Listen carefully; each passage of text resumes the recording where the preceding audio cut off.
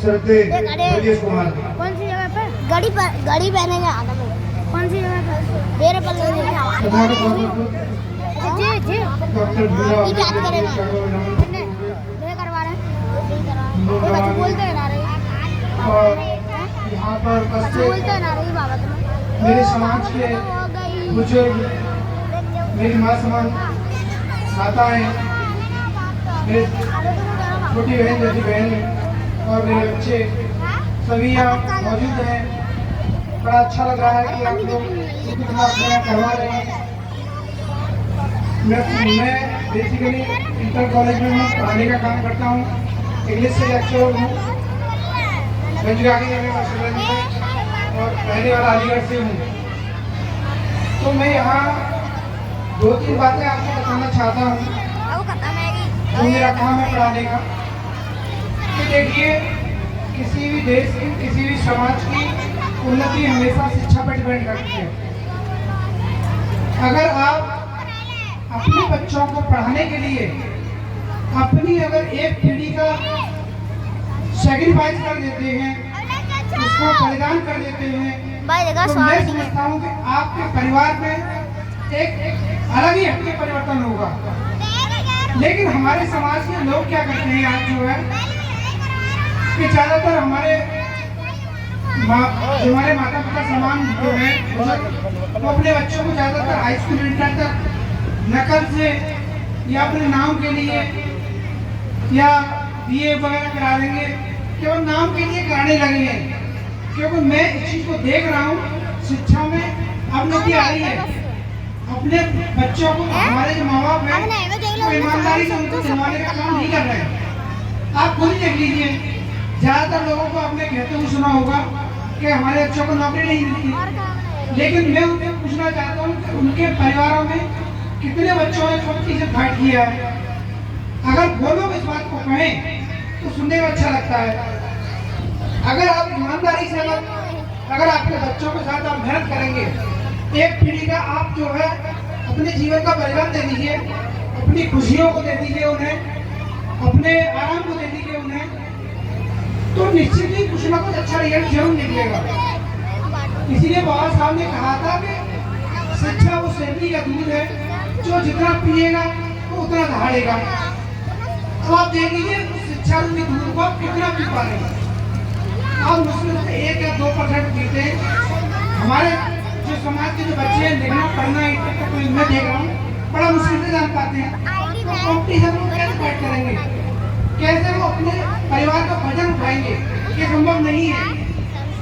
तो बाबा साहब ने जो है इतना पिया और उन्होंने केवल एक सच्चाई दी उनके पास, तो वे करोड़पति अरबपति तो पैदा नहीं हुए थे और उन्हें भी समाज के लोगों ने ही उनकी सहायता की और उसी की बदौलत को अपने देश में ही नहीं बल्कि विश्व में ही प्रसिद्ध हुए। इसमें कोई शक नहीं है।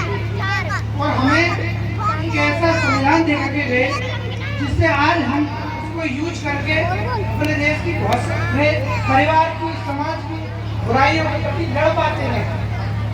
उसी की बदौलत तो है। अगर मान लीजिए कोई हमारे परिवार में झगड़ा हो जाता है तो पुलिस चौकी जाते हैं और न्यायालय जाते हैं। ये नहीं कि अपने घर में अगर कोई बेइज्जती करता है, हमारी बहन बेटियों के साथ कोई बुरा होता है, गलत होता है, हम जाते हैं ना, लड़ते हैं ना। क्यों? क्योंकि पहले हमारे पास रास्ता ही नहीं थे, कुछ भी हो जाता था हम लोग घर में बैठ जाते थे। लेकिन आज हमारे पास वो रास्ते हैं, हम लड़ सकते हैं। तो इसीलिए हमें अपने बच्चों को ईमानदारी से शिक्षा देनी चाहिए। आप जितने भी बैठे मैं आप सभी से हाथ जोड़ के निवेदन करूंगा, आप सभी जो है अपने बच्चों को ईमानदारी से पढ़ाएं। दूसरा, हम सभी अपने बुद्ध कथा सुन रहे हैं, ये भी गौतम बुद्ध जी ने हमें बहुत धर्म दिया है। इसे लोग बहुत धर्म कहते थे। धर्म में बड़ा फर्क है। धर्म वो भूमि है जहाँ पर सभी लोग समानता से रहते हैं, कोई ऊंच नीच नहीं होता, कोई अमीर गरीब नहीं होता। लेकिन धर्म में सारी कुरीतियां रहती हैं, ऊंच नीच रहेंगी, पाखंड रहेंगे, छोटा नीचा रहेगा, सब रहेगा। तो इसी अंधविश्वास को, इन्हीं चीजों को समाप्त करने के लिए गौतम बुद्ध जी ने हमें धर्म दिया और उसी धर्म को बाबा साहब ने बड़े ईमानदारी और आप सभी लोगों से कहा कि आप जो है सभी बौद्धिस्ट बन जाइए, क्या करनी है तो फिर? जिससे आप सभी जितने भी हमारे समाज हिंदू धर्म की जो बुराइयां हैं वो सब समाप्त हो सके। इन्हीं शब्दों के साथ अपनी गाड़ी को विराम देता हूँ। जय वीर गणो बुद्ध। धन्यवाद मतलब अब मैं देश के जाने माने वक्ता और रेलवे से बहुत बड़े अधिकारी रहे कृष्ण गौतम जी, तो देश में जगह जगह जाकर के समाज की सेवा कर रहे हैं और अपना विचार, बुद्ध का विचार और हमारे भीमराव अम्बेडकर जी का विचार फैला रहे हैं। तो मैं उनसे निवेदन करता हूँ कि वो आए और कम समय में अपनी बात रखें। बहुत बहुत धन्यवाद।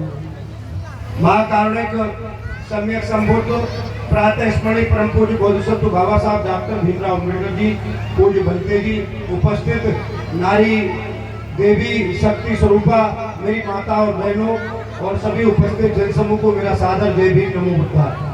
जैसा आप लोगों ने सुना, मैं विशेष रूप से अपनी बात महिलाओं से कहना चाहता हूँ। भगवान बुद्ध की जब बात हो रही है, बुद्ध की कथा की बात हो रही है, बुद्ध के बाद भी ऐसे कई संत हुए जिन्होंने समाज में अंधविश्वास को, पाखंड को खत्म करने के लिए, कुरीतियों को खत्म करने के लिए काम किया। जैसे कबीर ने कहा कि जो तिलमाई तेल है, जो चकमक में आग, और तेरा साईं तुझ में है, जाग सके तो जाग। कबीर कहते हैं कि जिस प्रकार से तिली के अंदर जो तिल होता है उसके अंदर तेल होता है, और चकमक पत्थर को कहते हैं, पत्थर के अंदर आग होती है, इसी तरह से जो कुछ है वो तेरे अंदर है। अगर तू इसका ज्ञान कर लेता है, इसकी प्रज्ञा प्राप्त कर लेता है, तो तू संसार के इन सब भक्त चक्रों से मुक्ति प्राप्त कर सकता है, निर्वाण को प्राप्त कर सकता है। रैदास ने कहा कि जो दिखे सो विश्वासा, जो ना दिखे वो ना विश्वासा। रैदास ने कहा कि जो मुझको दिखता है उसी में विश्वास करना चाहिए, जो नहीं दिखता उस पर विश्वास नहीं करना चाहिए। बुद्ध ने इसी बात को कहा कि अर्थ दीपो भव, अपने दीपक स्वयं बनो। मेरी बहनों, कोई भी व्यक्ति जीवन में, संसार में बिना मेला के किसी भी व्यक्ति ने उन्नति प्राप्त नहीं की।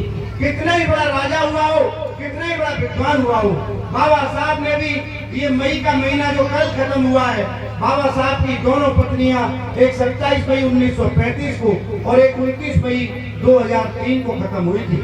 बाबा साहब ने ये कहा था, जब उनकी पहली पत्नी खत्म हुई तो डॉक्टर अम्बेडकर ने अपने घर के दरवाजे बंद कर लिए और 8 दिन तक बिना पेशाब, बिना टट्टी, बिना खाने के मकान से नहीं निकले।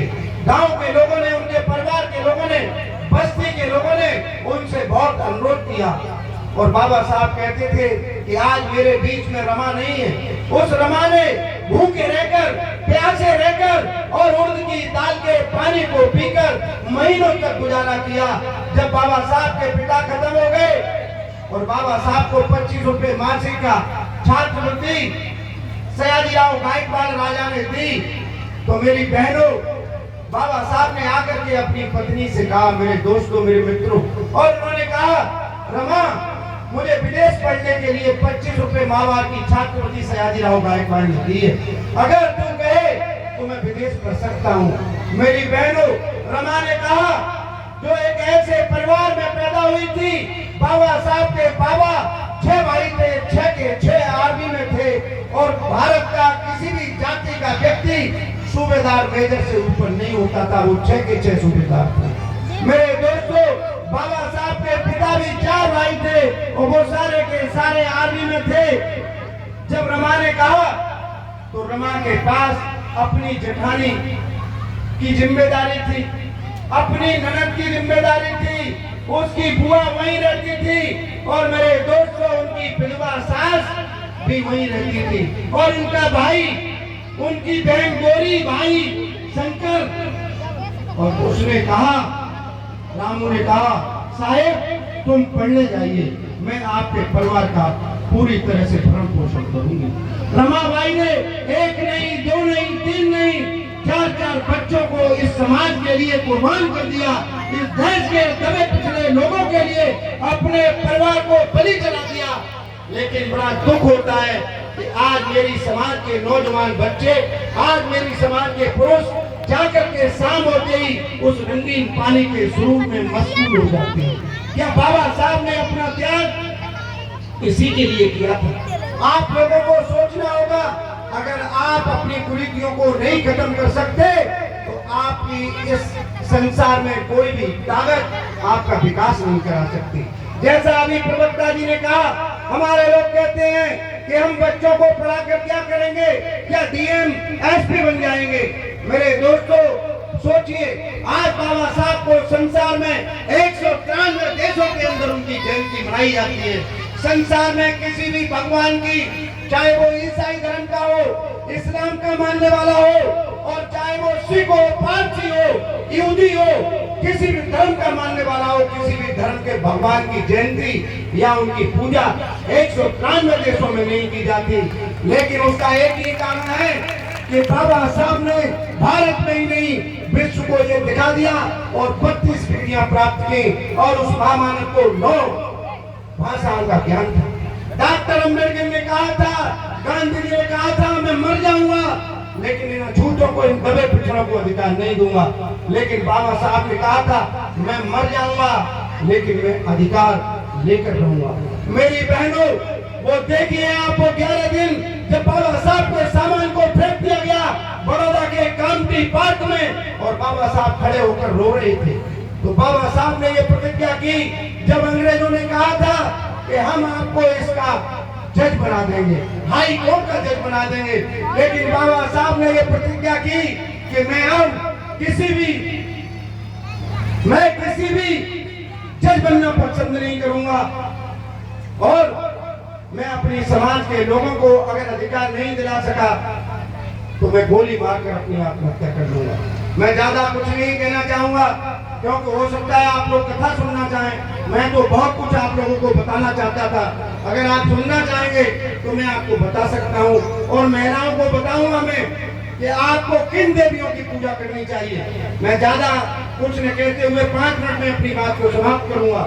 मेरी बहनों, इस देश के अंदर कोई समाज का अगर कोई व्यक्ति बैठा हो तो झलकारी बाई नाम की महिला, ऐसी महिला पैदा हुई कि 10.5 जंगल में लकड़ी लेने गई तो बाघ ने आकर के उस पर झपट्टा मारा, खून की धार